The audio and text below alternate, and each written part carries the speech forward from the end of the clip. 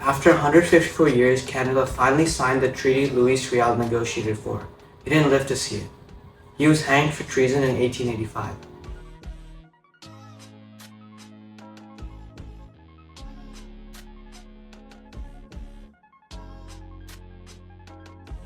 In 1869, Canada bought Rupert's Land from the Hudson's Bay Company without consulting with the people who lived there. The Red River Métis, led by Louis Riel, formed a provisional government and negotiated terms for joining Confederation as a partner province. The result was the Manitoba Act of 1870. Section 31 promised 1.4 million acres of land to Métis children. The point was simple: secure a land base before settlers arrived from eastern Canada. Canada broke that promise almost immediately.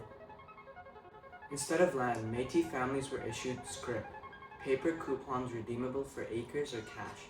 The system ran from 1876 to 1924, and Métis lawyer Jason Madden called it on CBC's Unreserved, essentially the largest land swindle in North America. Speculators followed the scrip. Commissioners across the prairies, illiteral Métis signed with an X. Some had their identities stolen outright. By the time the paper was sorted, almost no Métis families ended up with the land that they had been promised. Riel kept fighting.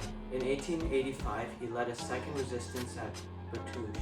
He surrendered, was tried for high treason, and on November 16, 1885, he was hanged in Regina.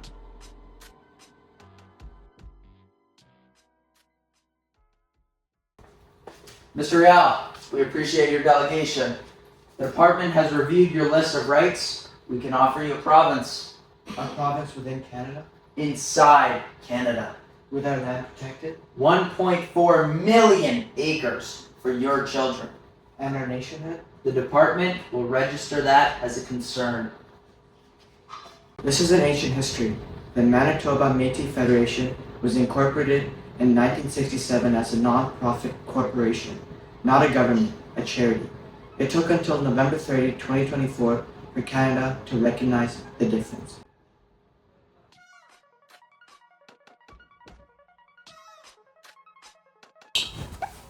Métis are one of 3 Indigenous peoples recognized under Section 35 of the Constitution Act, 1982, but until 2024, they were the only one without modern treaty. No constitutionality protected self-government nation-to-nation relationships.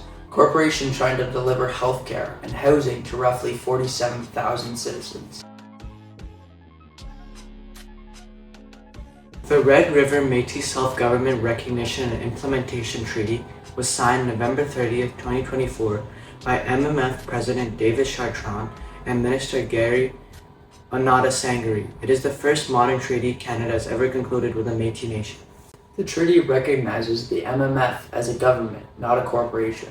It grants jurisdiction over citizenship, elections, and internal administration.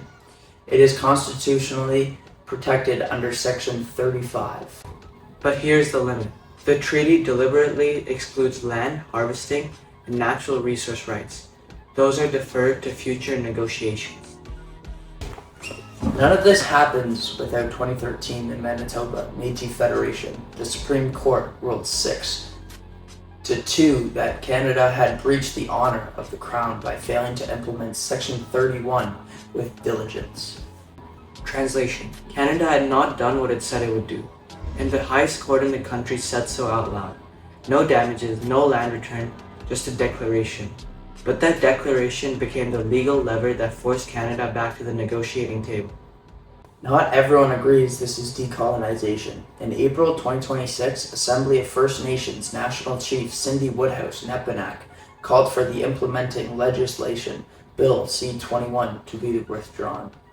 Her argument: the treaty would create what she called the hierarchy of rights, implementing Métis self-government at the expense of First Nation treaty rights.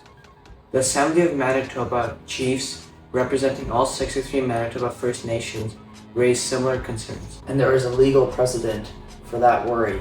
In Métis Settlements General Council, the federal court ruled in March 2024 that Canada failed its duty to consult before signing a similar Alberta agreement.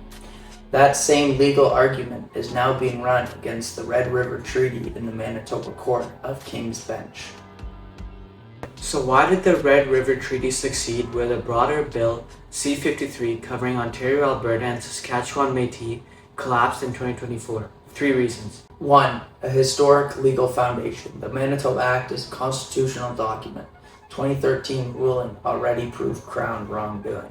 2. Democratic legitimacy. Around 4,000 MMF delegates ratified the treaty at the 2023 Extraordinary General Assembly, the largest assembly in MMF history. 3. It was bilateral. One nation, one treaty. No attempt to recognize multiple Métis governments at once across contested territory. Globally, the treaty sits somewhere in the middle, stronger than Norway's Sami parliament, which is consultative, not legislative, weaker than the US tribal sovereignty, which includes territorial jurisdiction. The Red River Métis got nationhood without land. That is the trade. Our research question asked whether this treaty delivers decolonization. Our answer is partial decolonization. It restores nationhood, it honors a 154-year-old constitutional promise, it builds legal architecture future Métis governments can stand on. But it deliberately excludes the deepest colonial wound, land. As Jean Tellet, Real's grandniece and lead counsel in R.V. Powley told CBA National Magazine in December 2024, they've been at this for 154 years, trying to secure a land base. Now I want the land. Bill C-21 passed second reading on April 22, 2026. The next vote has not been scheduled. If it passes, the Red River Métis will have, for the first time in Canadian history, a constitutionally protected modern treaty. If it stalls 154 years, become 155. Read the treaty. It's on the MMF website. Call your MP. When you hear someone say the Manitoba Act gave the Métis their rights, remember, it didn't give them anything. It recognized what was already theirs. That is what decolonization means.